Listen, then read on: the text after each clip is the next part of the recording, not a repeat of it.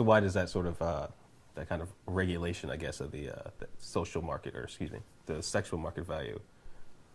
Why is that in place? I guess when we've discussed before, men can change their perception and the way they're perceived all the time.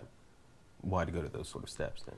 Well, I mean, we could look at our own culture, and we could sort of look at the cultural mythos that we have about relationships, and we talked about kind of the white picket fence model. And it really is a fence.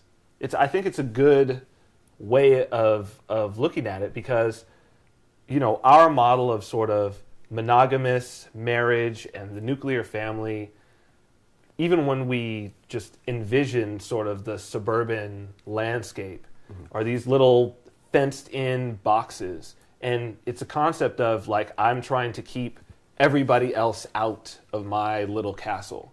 And our culture evolved in a way that made sense for a group of individuals. It was certainly different than the way that, at least in America, that the people who were living here, the natives were living here, they didn't live like that at all. They lived in a much more communal setting where everything was intermingled and there were no walls. So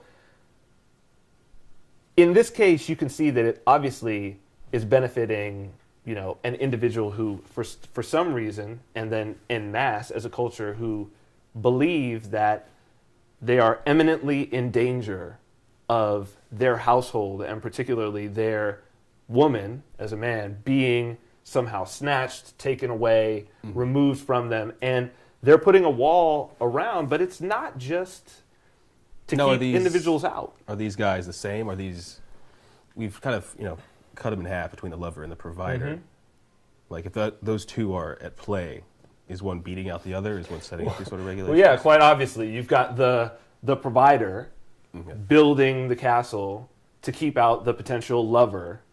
Because the lover archetype is not one that is all that permanent anyway, and it certainly isn't one that represents some massive amount of resources to build a castle, not just to keep this lover out, but to keep his woman in and prevent her from going out. So it is a patriarchal, sort of misogynistic mode of living. Now that we're living more on top of each other, it's starting to crumble down, but certainly that's the basis of our culture, is that